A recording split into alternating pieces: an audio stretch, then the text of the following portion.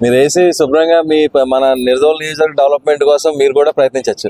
మాకు అనురే డెవలప్ లేదండి, ఇది అవుతే ముందు ఎక్కడైనా చేయొచ్చు. అందుకేనమ్మా చెల్లమ్మ, ఇప్పుడు నువ్వు నాకు సపోర్ట్ చేసావు అనుకో, నేను మీకు డెవలప్ చేస్తాను. నేనేమో లాక్ లో ఉండి ఇక్కడ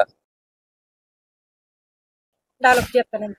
ఇంకోటి కూడా చెప్తాను నీకు, నేను సమర్థుడని నీకు నమ్మకం కలిగితేనే నాతో మాట్లాడండి. మీరు మీకు అర్థమైంది అనుకో, నేను సమర్థుడు, నేను అన్నయ్య నాకు చేస్తాడు అనిపిస్తే నాకు ఓటేయండి. అర్థమైందా? నేను సమర్థుడు కాదనిపిస్తే నాకు ఓటేయట్లేదు.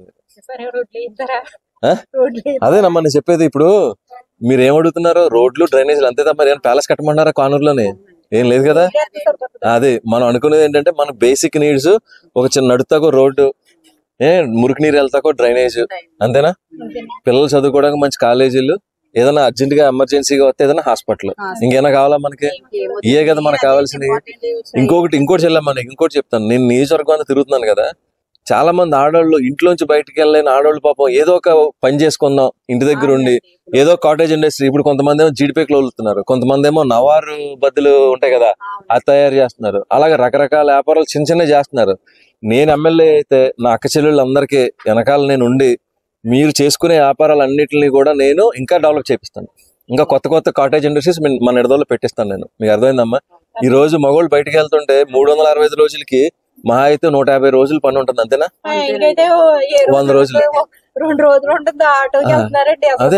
అదేనమ్మా నేను చెప్పేసి, అదేనమ్మా చెల్లెమ్మ చెప్పేది. ఇప్పుడు ఆటోలు ఎక్కువే కాదు, పని లేక ఆటోలు ఖాళీగా ఉంటున్నాయి. అదేనా నేను చెప్పేది? ఇప్పుడు ఆ మగవాళ్ళకేమో సగం పనులు ఉంటున్నాయి, ఆడవాళ్ళు అందరూ ఖాళీగా ఇంట్లో ఉంటున్నారు. అదేనా నేను చెప్పింది? సో మన నిడదు కష్టం అయిపోతుంది కదమ్మా. ఇప్పుడు ఎంత గవర్నమెంట్ మనకి స్కీమ్ ఇచ్చి ఫీజు రింబర్స్మెంట్ ఫీజు కట్టినా మిగతా ఖర్చులు ఉంటాయి కదా మనకి పిల్లలు చదివించడానికి. బోల్డ్ అని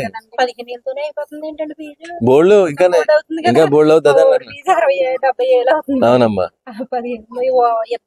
అవునమ్మా అవునమ్మా. సో అదే నేను మీకు ఏం చెప్తున్నానంటే, మీరు నేను సంవత్సరం మీరు నమ్మితేనే నాకు ఓటేయండి.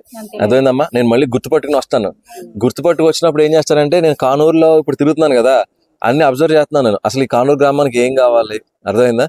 ఏం కావాలో మళ్ళీ నేను చెప్పి మీతో ఓటేయించుకుంటాను. నేను ఏం చేస్తాను చెప్పి. అలాగమ్మా వేస్తానమ్మా, నేను వేపిస్తాను కంపల్సరీ. నేను చెప్పేది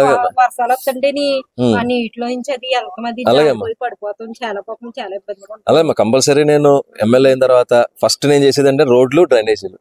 మన నిడదోల్లో నియోజకవర్గానికి ముందు కావాల్సిన రెండు. మీకు అర్థమైందమ్మా? మీరందరూ నాకు సపోర్ట్ చేయండి. నేను మళ్ళీ వచ్చి కలుస్తాను మిమ్మల్ని అమ్మా. వెళ్ళొస్తాను. అలాగే.